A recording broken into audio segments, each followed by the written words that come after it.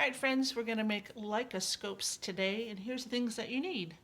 A toilet paper tube. Who's got one of those around? Glue of some kind. You can use regular white glue or a glue stick, and something to decorate your toilet paper tube, which is something I like to do. You don't have to.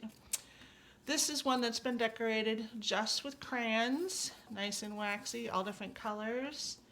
Here's one that's done with markers. These are those washable markers, but if you get this wet, all those colors will end up on your hands. And if you put it up to your eye, you might have a nice colorful eye ring. Here's one that's done with paint chips samples from the hardware store. This is harder. I had to use a lot of glue and I had to rubber band it around, but I kind of just like how it looks. And this one is my favorite. This is tissue paper, if you have tissue paper, and I'll show you how to do that right now.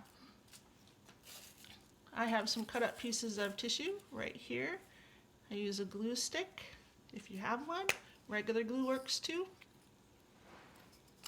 Little, do you see how it's shiny right there? Use a lot of glue, it's fun. And I'm going to pick up one of these things, and you can do this way. You just lay it on there. Oh my gosh, look at that. That was easy. Here's another piece. It's already stuck to the glue stick and everything. Bam. Or if you like a lot of texture, you can squish it up a little bit. Stick it on there so it's kind of ruffly looking. Okay, now, and I'll tell you why I made it that one like this in just a minute.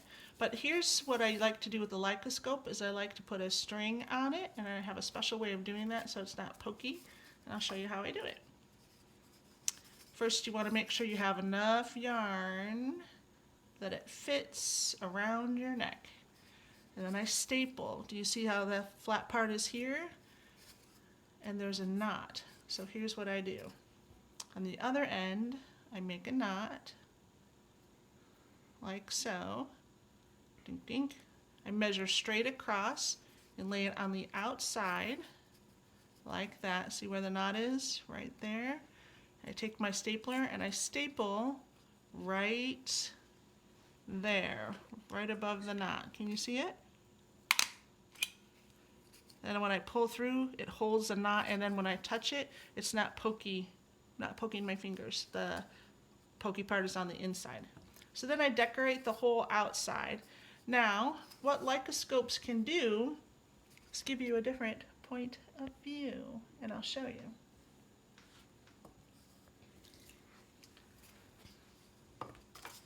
I made this Lycoscope with all kinds of lichen colors on it, even one for a British soldier. I'm going to look at lichen with it later, but I put it around my neck so I don't lose it. And then I want you to get real close up. Look at how it changes your point of view.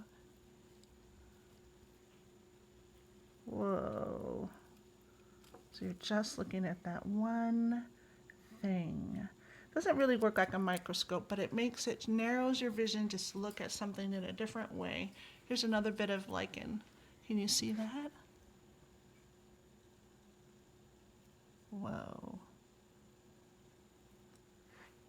And that's, my friends, how you make Lycoscopes. This will get, if I take it out in the rain, it'll be melty, squishy mess. So if I were going to go out in the rain, I probably would use a wonderfully decorated one with crayon. And it's paper, so you can make as many as you like. Thanks, we'll see you on the trail. Bye.